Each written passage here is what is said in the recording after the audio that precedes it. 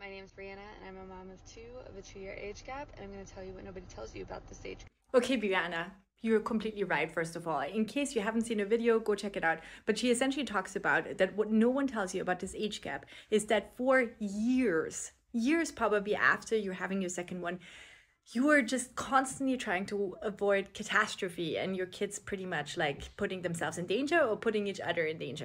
So I have friends that have like a 3-year, 4-year, 5-year age gap, and that's a completely different ballgame already. Because if you're a parent too, you know how fast the kids are developing, right? Like 6 months later, if they're 6 months older, for instance, than they were just like 6 months ago, they're already completely different human beings. So, anyways, just to give you an example too, I have two boys. They're 2 and 4 right now. And right now, my older one, he just started learning or is learning to ride the bicycle, right? He's almost there. So he wants to take his bicycle everywhere, right? Like, for instance, yesterday we parked at the parking lot to essentially cross a street, a super busy street, and then walk around to like the playground where we wanted to meet some friends. And my younger one, of course, he has to take his balance bike everywhere. He has to do everything that his older brother is doing. When I say everything, I mean everything. And he's 2, he's not 4 years old. So obviously some of the stuff that his older brother is doing, he just can't do yet.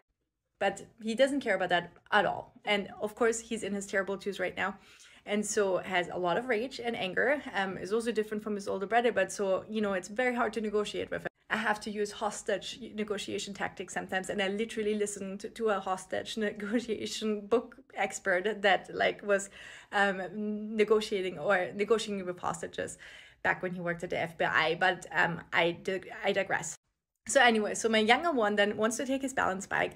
He doesn't know, he knows even less than my older one about street rules. I'm obviously trying to teach them, right? I'm trying to teach my older one as well. But just the amount of stress and the amount of you have to be on it. No, doesn't matter how tired you are. It really does not matter. You got to be on it for every second almost of the day. Because if you're just slacking off for like 1 millisecond, it can be so fast that something can happen, right? And just like literally, of course, you also want to give them, joyful childhood memories. And, I want my older one to be able to learn how to ride the bike, right? And so, yeah, just like that kind of navigating these situations and these moments. And like now we are, of course, training our older one. We're about to, oh my gosh, we're about to like potty train him as well. And listen, if you're a fellow parent who can, give me some tips, I have no idea. Because how on earth I will have to negotiate with my older one every time we're out and about and my young one has to go potty. Now I have to negotiate with my older 4-year-old to come with me.